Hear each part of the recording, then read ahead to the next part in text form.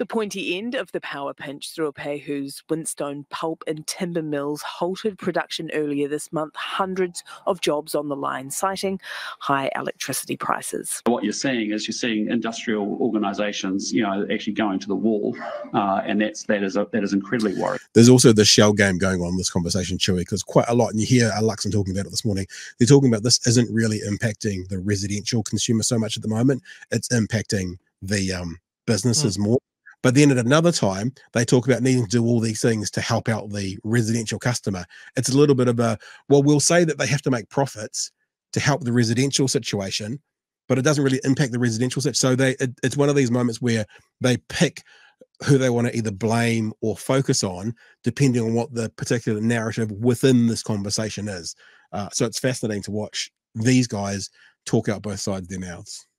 So, there's no doubt about it. We have an energy security crisis. A crisis that required government... Another crisis?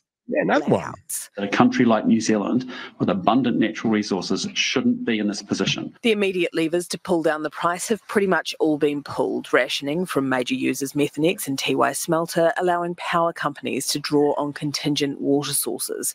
The next steps lie in building a more secure network with imported gas. We need gas. I mean, there's no doubt about it. And if we can't find it domestically, we will import it. To do so, we need new infrastructure, the government paving the way for that to happen by winter 2026. We will remove all regulatory barriers so we can have that in place as quickly as possible. Rambunctious Regional Development Minister Shane Jones has for weeks been firing verbal missiles at the power companies, aka gentailers, which both generate and sell power, for their profits, even saying they were profiteering. We're at a time when New Zealanders and regional New Zealand are being sent to the scrap heap. We've got these corporate grandees celebrating dividends in the parlour and boasting how rich they are. See, he's talking about residential retailers, right? So he's trying to pontificate and big note saying that they're here for the little man, but the government's also telling us it's not really impacting the little man, it's impacting businesses. That's what I'm saying. That's depending on what narrative they want to push out there. They're either saying, retailers, you guys are safe, it's about business, or retailers, we're doing this for you because it's costing so much. It's just such a mixed messaging coming out from this ninth floor of the beehive. A review of those companies announced, though, with no detail. That'll come in the next fortnight. We have an energy shortage and we have some of the highest prices in the world. And I think New Zealanders expect the government to make sure that the regulations are keeping pace. Also on the firing line, Labor's oil and gas exploration ban. And as good as it may have sounded on a bumper sticker or to climate activists in Europe, it was productive. Labor held a Just Transitions conference today, aiming to chart a path away from fossil fuels, and offered an olive leaf to the government on energy. I do think we need more stability when it comes to the debate about energy security. We're particularly interested in working with the current government, if they are willing to work with us, and shared approaches to things like storage and dry year solutions. It came with a but. But we do have some bottom lines. Restarting oil and gas exploration will take us backwards as a country. That's not something that we would agree to. Voting against the repeal of oil and gas exploration would mean voting against hardworking New Zealanders. Voting against voting against hardworking New Zealanders. Those same hardworking New Zealanders who get up and go to work every day just so people can sit around on a benefit. Those same hardworking New Zealanders, you know. There's also a really interesting thing they're doing, Chewy.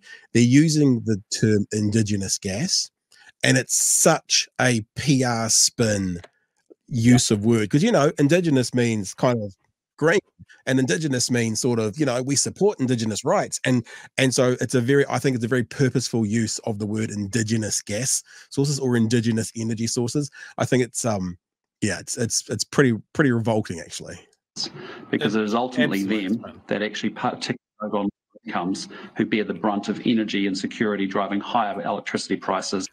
So again, he's saying that's about the retailer, the mums and dads, but that's not what they're telling us. On the other hand, they're saying the ones who are impacted are the businesses. I want my kids, my grandkids and great-grandkids to find that the legacy that we leave them is one of a planet that we can no longer live on. A vote for the repeal of its gas ban sounding unlikely from Labor.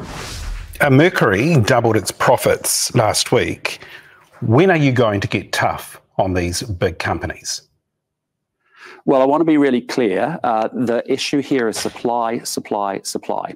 When you go in the oil and gas ban, as the last government did, you don't have companies exploring for gas here in New Zealand. And in fact, it's gone down from something like 88,000 kilometres down to 6,000 kilometres of exploration. And when you end the oil and gas ban, big companies say, why would I invest in New Zealand? There's 195 other countries. I'll go somewhere else, thank you. So we've got a major problem. If I can just jump in, these companies are making huge profits. They can reduce their prices. Well, so again, I ask you, what will you do to come hard on these big companies? Well, we have... Just for future reference, don't ever say to this Prime Minister how he comes hard.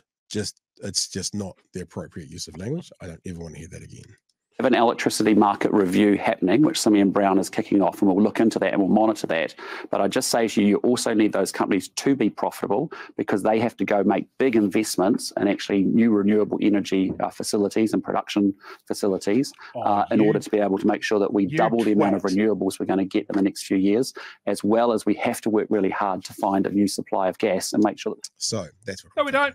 So you can hear him saying that they need the profits, they need the profits, they need the profits. Shane Jones is calling them pirates. And in between they're going, it's about the consumer, like the mums and dads, retail. Oh no, it's about business. When it's a problem with the business, it's about the retailers. When they want to sound good, are we doing it for the consumers? It's just such mixed messaging, all wrapped up in a cancellation of a policy that I think most New Zealanders found policy legislation pretty appealing.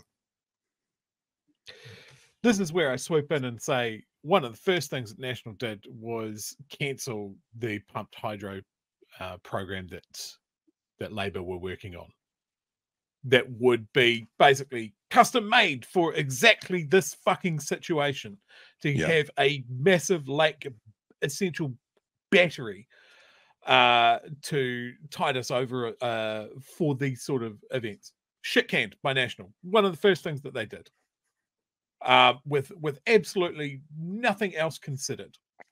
Now we're in an energy crisis, and you have this absolute mishmash of reactions. As you said, Shane Jones wants to return to the bad old days of 1970s state central control of everything. He just wants to swoop in and tell the energy companies to knock it off.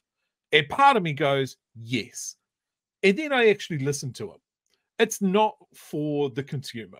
It is for big business. It is for the pulp and paper mills. It is for the aluminium smelters. It's for all of those big consumers of energy, so their profits can stay fat.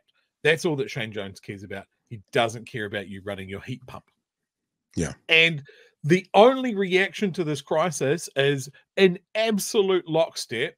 Simeon Brown, Bishop, Luxon, we need to ram through gas exploration. Cool. Costs hundreds and hundreds of millions of dollars to go out there and look for that exploration. The UN has said by the time we find any, we won't be able to use it. Yeah.